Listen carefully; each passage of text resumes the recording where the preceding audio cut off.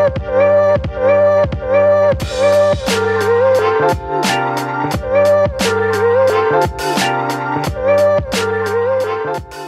bonjour à tous et bienvenue sur la chaîne de l'Examen Crypto. Nous sommes le jeudi 23 janvier 2025, il est actuellement 7h55. On va faire le point bien sûr sur les news, on va regarder aussi le Bitcoin. Allez, on s'installe confortablement et on démarre avec cette cryptomap. Malheureusement, qui repasse dans le rouge, on a le Bitcoin qui chute encore un petit peu. Allez, on regarde tout ça, mais d'abord, on regarde le calendrier économique du jour. Donc aujourd'hui, 23 janvier 2025, on aura 14h30 les inscriptions hebdo au chômage et le stock de pétrole brut à 18h. Et le lendemain, donc vendredi 24 janvier, on aura le discours de Lagarde, mais ça, c'est pas... on s'en tape. Mais par contre, on aura PMI manufacturier, PMI service, vente de logements existants. Donc une fin de semaine plutôt tranquille du côté du calendrier macroéconomique. Du côté des news, pas mal de choses. Crypto Détente qui nous pousse que MicroStrategy a encore une fois frappé en achetant 11 000 bitcoins. Donc là, ça leur fait maintenant une somme de 1,1 milliard de dollars. C'est la somme qu'ils ont investi effectivement sur le bitcoin. Donc hier, ça fait quand même un bon paquet de fric, on va pas se mentir. Ça fait vraiment pas mal de thunes. De toute façon, on connaît, hein, leur but, c'est de devenir une banque crypto, donc une banque Bitcoin surtout, donc bon, ils sont en train d'en prendre la direction. Donald Trump s'apprête à dévoiler Stargate, qui est une collaboration historique entre OpenAI, SoftBank et Oracle, un investissement colossal de 100 milliards de dollars au départ, avec une ambition de porter ce chiffre à 500 milliards sur 4 ans. Objectif, propulser l'Amérique au sommet de la course mondiale en matière d'IA. Une annonce qui pourrait redéfinir l'avenir de l'IA. Donc on va voir effectivement ce que ça va donner. Mais encore une fois, grosse news du côté des US. Alors, Donald Trump a répondu pour la première fois au sujet du token Trump lors d'une réunion en disant « Je ne sais pas grand-chose à part que je l'ai lancé. J'ai entendu dire qu'il y avait eu beaucoup de succès. Je n'ai pas vérifié. » Et après, lorsqu'un journaliste lui signale que Trump avait généré plusieurs milliards de dollars ces derniers jours, le président a tout simplement plusieurs milliards. C'est des cacahuètes pour ces gens-là. Donc effectivement, c'est un autre monde, hein. Clairement, c'est un autre monde. Allez voir la vidéo, franchement, elle est juste ouf. Hier midi, on avait vu la crypto-monnaie XRP. Dans le club XRocket, on avait vu la crypto CTXC. On avait aussi vu la crypto Gala. Donc, si vous aussi vous êtes intéressé par le club, n'hésitez pas, hein, vous avez le lien en description de vidéo qui vous permet d'avoir encore plus de vidéos que ce que vous avez sur YouTube. Et ça vous permet d'avoir de temps en temps des crypto-pépites aussi. Mais là, en ce moment, c'est vrai que vu la période et vu que le Bitcoin chute, c'est pas forcément la meilleure période. Mais en tout cas, on a quand même des belles petites pépites, hein, dont le VeChain qui nous a fait un plus 20% quand même. Bref. Crypto Détente qui nous pousse qu'il y a une nouvelle déclaration forte de Caroline Pham, donc c'est la candidate de Trump pour la présidence par intérim de la CFTC. Caroline Pham a affirmé: nous devons remplir notre mission légale en promouvant une innovation responsable et une concurrence équitable sur les marchés. Il est temps que la CFTC retourne à l'essentiel. Bonne nouvelle pour les actifs numériques comme le Bitcoin et les marchés prédictifs. Cette prise de position pourrait ouvrir la voie à une régulation plus équilibrée et favoriser l'innovation de la finance digitale. Donc on verra bien ce que ça va donner par rapport à la crypto, mais disons que c'est quand même déjà une bonne nouvelle. La Cour américaine lève les sanctions contre Tornado Cash. Donc, vous le savez, hein, il y a eu quelques années, effectivement, il y a eu pas mal de sanctions à leur encontre. Donc, c'est une décision qui marque une victoire, hein, pour la confidentialité et la décentralisation dans l'écosystème crypto. Ça fait quand même plaisir aussi. C'est plutôt bien tout ça pour la crypto. Encore un nouvel État américain qui se lance dans la crypto. Donc, après plusieurs initiatives pro-crypto, l'Arizona pourrait devenir le premier État à créer une réserve stratégique de Bitcoin grâce à un projet de loi proposé par la sénatrice Wendy Rogers. Donc, on va voir ce que ça va donner. Ça aussi, ça fait plaisir. Ça fait maintenant 11 États, donc ça commence à quand même à faire pas mal, hein. Alors, du côté des news, on avait vu hier soir aussi, bien sûr, le Bitcoin, une vidéo sur le Bitcoin. Je vous avais expliqué aussi ce qui s'est passé, mais on va revenir dessus tout à l'heure. Dans le club XRocket, on avait vu aussi la crypto-monnaie Doge. Et le PDG de Mara, l'un des plus grands géants du minage du Bitcoin, déclare: nous voulons introduire une réserve stratégique de Bitcoin dans les 50 États et au gouvernement fédéral américain. Alors ça frappe très très fort. On verra bien ce que ça va donner dans les prochaines semaines, prochains mois, quand ils vont commencer à mettre en place tout doucement tout ça. Allez, nous on va checker notre Bitcoin, mais avant ça, je rappelle à tout le monde que tout ce que je vais dire dans cette vidéo n'est en aucun cas un conseil financier, c'est à vous de faire vos propres recherches. Et n'oubliez pas que le trading de crypto-monnaie comporte des risques de perte partielle ou majeure. Allez, on démarre sur notre Bitcoin. Bitcoin qui est actuellement sur toujours sa phase de pullback. Donc là, souvenez-vous, on savait de toute façon, il n'y a aucune surprise, on savait sur ma chaîne YouTube que le Bitcoin allait chuter. Et oui, bien sûr, on le savait. Pourquoi? Parce qu'on a breaké plusieurs niveaux clés. Là, ces derniers jours, regardez avec cette bougie verte ici, on a breaké plusieurs niveaux clés. On a breaké le support des 101 508, on a breaké le haut du range à 102 800, on a breaké les 103 519 et on a breaké la ligne de coût de la tasse séance à 104 460 dollars. Donc effectivement, ça fait quand même pas mal de niveaux clés qui ont été breakés. Et donc ça, c'est pour ça que je vous dis, on le savait, parce que je vous avais fait même carrément, je vous avais demandé de mettre en commentaire, parce que je sais que vous le saviez, je vous avais demandé de mettre en commentaire qu'est-ce qui va se passer sur le Bitcoin, parce qu'étant donné qu'on avait cassé ces niveaux clés, vous avez été nombreux à me répondre que le pullback arrivait, donc c'est bien, vous saviez tous déjà que le Bitcoin allait chuter, donc ça veut dire qu'au final, le travail que je fais pour vous, pour essayer de vous apprendre les choses, eh bien, ça fonctionne plutôt bien. Il y en a beaucoup qui ont réussi à répondre ça, et ça fait vraiment plaisir. Il y a pas mal de personnes qui me disent que, bah, justement, grâce à mes vidéos, ils ont pas mal appris. Donc ça, pour le coup, ça fait vraiment plaisir. Ça me donne vraiment de la force. Et donc, effectivement, bah, ça n'a pas loupé. Le Bitcoin est dans le rouge actuellement parce qu'il est en train de retester tout simplement tous ses niveaux clés. Il n'y a aucune surprise. Il n'y a aucune surprise quand on respecte les bases de trading, on break des niveaux clés, on revient les retester. Et jusque-là, c'est la base. Il n'y a aucune surprise. Maintenant, qu'est-ce qui se passe? Bah, hier, en fait, le problème, c'est tout de même, il faut le noter, on n'a pas réussi à sauvegarder la ligne de coût de la tasse séance. Vous vous souvenez, ici, on avait la ligne de coût de la tasse séance. Bah, hier, malheureusement, on a clôturé en dessous. Par contre, ce qui est bien, c'est qu'hier, on a clôturé quand même pile poil, il faut le noter ici, vous le voyez, clôture posée pile poil sur le support des 103 519. Donc, ça reste quand même une très très belle clôture. On n'a pas fait de point bas plus bas que les précédents. Les points hauts sont de plus en plus hauts, les points bas pour le moment sont de plus en plus hauts. Donc, pour l'instant, ça reste quand même une très belle clôture, même si aujourd'hui on est en train de retester des niveaux clés plus bas. Il faut bien sûr comprendre que tant qu'on reste au-dessus des 101 173 dollars, c'est-à-dire ici le dernier point bas, tant qu'on reste au-dessus de ce niveau clé, tout va bien sur le Bitcoin, il ne faut surtout pas s'inquiéter tant qu'on est au-dessus de ce niveau clé. Maintenant, le problème, c'est que si ce niveau clé vient à lâcher, là, vous l'avez compris, ça risque de piquer sur le Bitcoin, et surtout sur les altcoins. Parce que là, si on break ce niveau clé, alors oui, le Bitcoin va retracer, et prochaine zone de support, 98 018. Donc, ça ferait quand même très très mal. Ça voudrait dire que le Bitcoin ferait, eh bien, si on break, par rapport au niveau clé actuellement, une chute de moins 3,4%. Or, vous le savez, quand le Bitcoin chute de 1%, ça fait facile du 3-4% sur les altcoins. Donc là, si le Bitcoin chute ne serait-ce que de 3%, ça ferait du moins 10, peut-être moins 15 du côté des altcoins.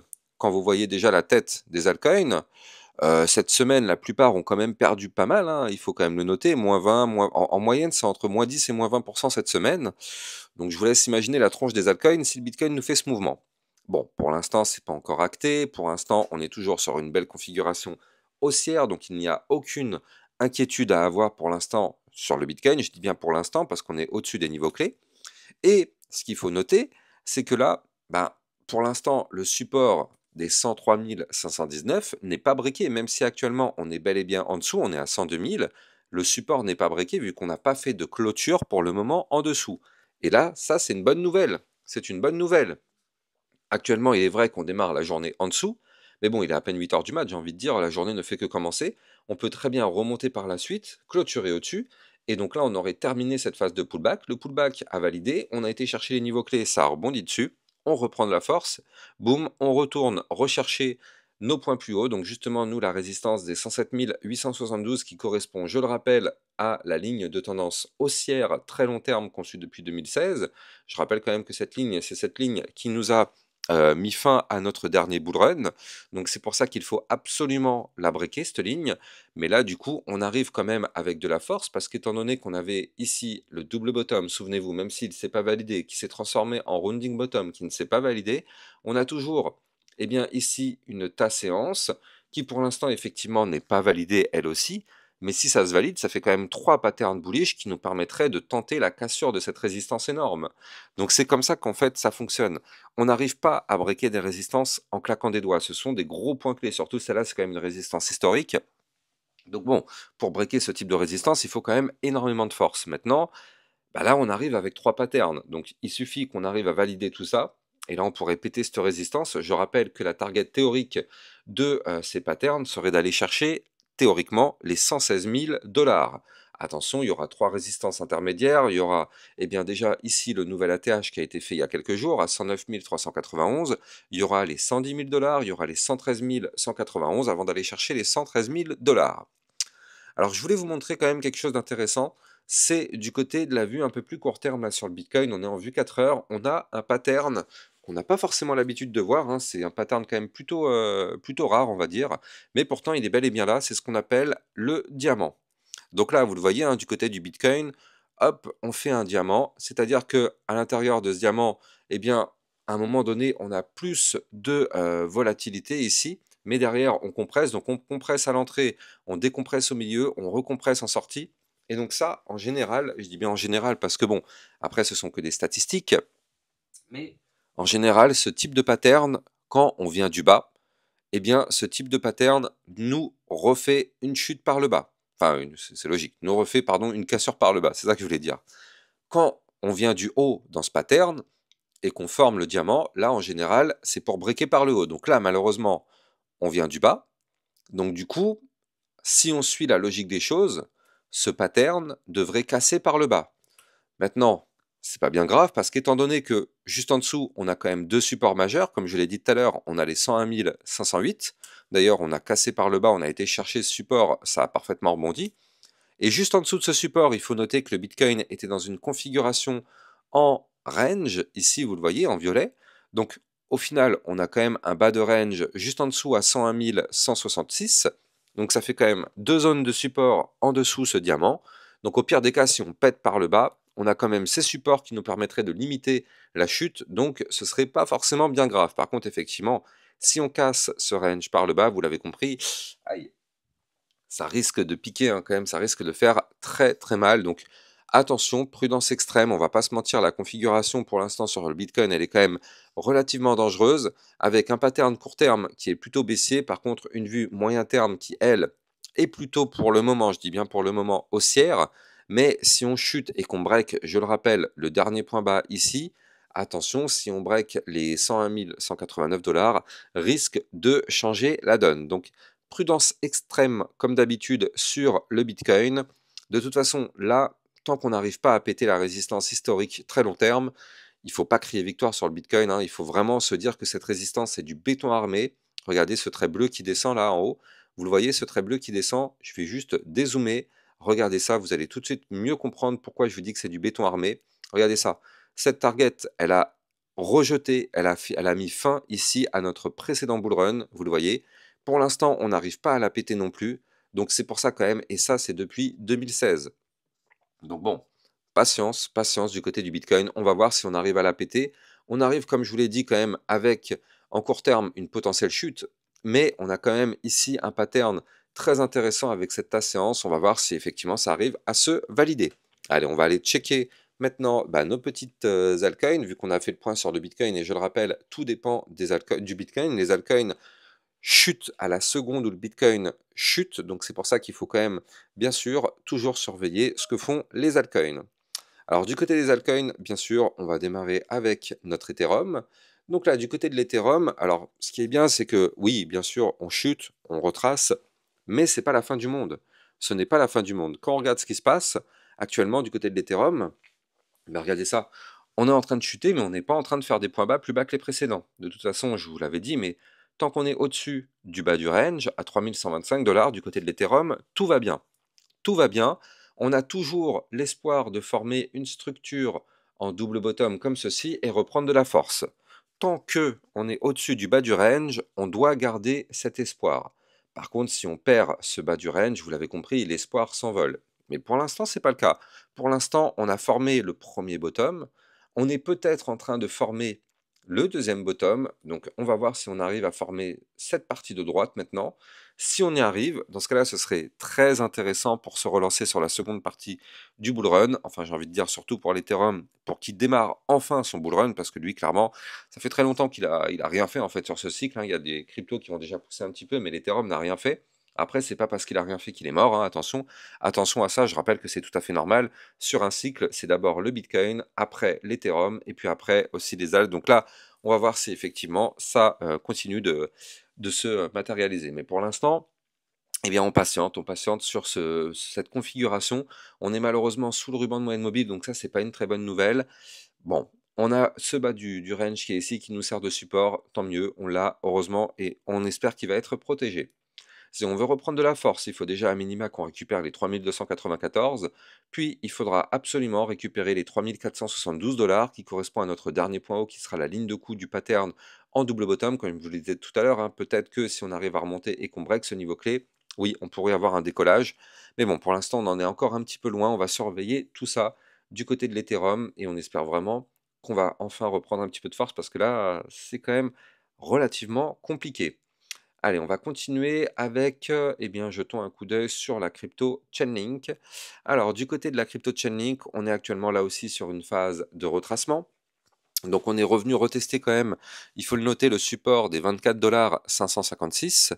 Donc là, on est en train de tenter sa cassure. Alors, bon, on est quand même sur une phase haussière, il faut le noter. Regardez, les points hauts sont de plus en plus hauts, les points bas sont de plus en plus hauts. Donc, pas d'inquiétude, c'est pas parce qu'on retrace ici que c'est la fin du monde. On a quand même eu, il faut le noter, depuis maintenant le 14 janvier, un mouvement haussier assez important. Donc au bout d'un moment, après un pump comme ça, il est tout à fait logique qu'on retrace un peu pour reprendre de la force. Donc là, en tout cas, c'est pas bien grave. Au pire des cas, si on retrace, on a le support des 23,58 $. Avant de continuer, je rappelle que vous pouvez trader toutes ces crypto-monnaies en utilisant mon lien de parrainage Binance que vous avez en description de vidéo qui vous permet d'obtenir un bonus à vie sur vos frais de trading. Et surtout, ça vous permet de trader sur une plateforme enregistrée PSAN auprès de l'AMF. Donc n'hésitez pas, vous avez le lien en description de vidéo. Donc là, effectivement, du côté du Chainlink, bon, on galère un petit peu actuellement, mais il faut noter qu'on est toujours au-dessus du ruban de moyenne mobile. On est toujours au-dessus ici de la ligne de coup d'un pattern en double bottom qu'on avait formé. Donc il faudrait toujours qu'on protège le niveau clé qui se trouve ici à 24,59 $. Donc là, si on break effectivement ce niveau clé par le bas, ce serait malheureusement un petit peu mauvais signe, mais bon. Au pire des cas, on a, comme je vous l'ai dit tout à l'heure, le support des 23,58, puis les 22,991. Pardon, 22,981. Maintenant, là, pour l'instant, comme on le voit, tant qu'on n'arrive pas à breaker le dernier point bas, on est toujours haussier. Et donc, il suffit qu'on arrive justement à rebondir actuellement sur nos niveaux pour reprendre de la force. En tout cas, si on reprend de la force, le but serait d'aller chercher les 25,579. Et si on arrive à breaker ici le dernier point haut, 26,65, alors dans ce cas-là, ça pourrait être pas mal parce qu'on pourrait tout simplement continuer la phase haussière pour aller chercher les 27,48, 28,72, 29,485. Du côté du RSI, on a de la place, on est à 55. Donc là, on a largement de la place pour pousser. Maintenant, ce qu'il faut regarder, c'est la vue hebdomadaire, hein, sur le Chainlink. Il faut quand même noter que d'un point de vue hebdomadaire, on a eu ici une énorme phase de retracement. Là, dans toute cette phase-là, on a eu le pump, puis le retracement. On a quand même noté un retracement très très prononcé parce qu'on est venu quand même rechercher la zone 0,700, 0 sous. Bah non, mais si on a été chercher la zone de recherche pour du long, hein, quand on regarde bien, regardez ça, je vais zoomer un petit peu, mais là, sur le Chainlink, grâce au retracement qu'on a connu, on est quand même revenu rechercher la zone de recharge pour du long. Elle est là, la zone de recharge. Entre les 0,618 et les 0,786, on est venu chercher la zone. Donc là, on a fait une toute petite mèche à l'intérieur. Donc au final, c'est un retracement parfait qu'on a fait là actuellement. Maintenant, on a repris de la force. Ce qui serait bien, c'est de retomber un petit peu, peut-être retourner chercher ici le 0,5 Fibonacci à 20,57 $ pour former en vue hebdomadaire un gigantesque double bottom et pouvoir se relancer pour avoir une seconde partie de bull run complètement explosive. Mais bon, tout ça, bien sûr, pour l'instant, c'est un petit peu en galère. Tant que le Bitcoin est en dents de scie comme ça et que le Bitcoin n'arrive pas vraiment à prendre une direction vraiment franche, c'est quand même un peu compliqué du côté des altcoins. C'est même très très compliqué, on va pas se mentir. Et n'oublions pas aussi que la Bitcoin dominance est extrêmement élevée. Regardez, on est en train de frôler les 59%. Je rappelle quand même que du côté de la Bitcoin dominance, on a ici un gigantesque double bottom qui pourrait faire exploser cette Bitcoin dominance. Ça veut dire que le Bitcoin seul pourrait faire un mouvement, mais les altcoins, rien du tout, voire même de la chute. Donc bon, c'est quand même relativement dangereux actuellement pour les altcoins tant que cette Bitcoin dominance reste élevée. Et attention avec le double bottom ici, ça pourrait continuer. Donc on verra ça de toute façon dans les prochaines vidéos. Allez, moi je vous souhaite de passer une très bonne journée. J'espère que vous avez kiffé la vidéo. Si c'est le cas, likez, commentez, partagez au maximum. Abonnez-vous à la chaîne YouTube pour recevoir tous les jours une, deux à trois vidéos. Et à plus tard pour une prochaine vidéo. Ciao, ciao!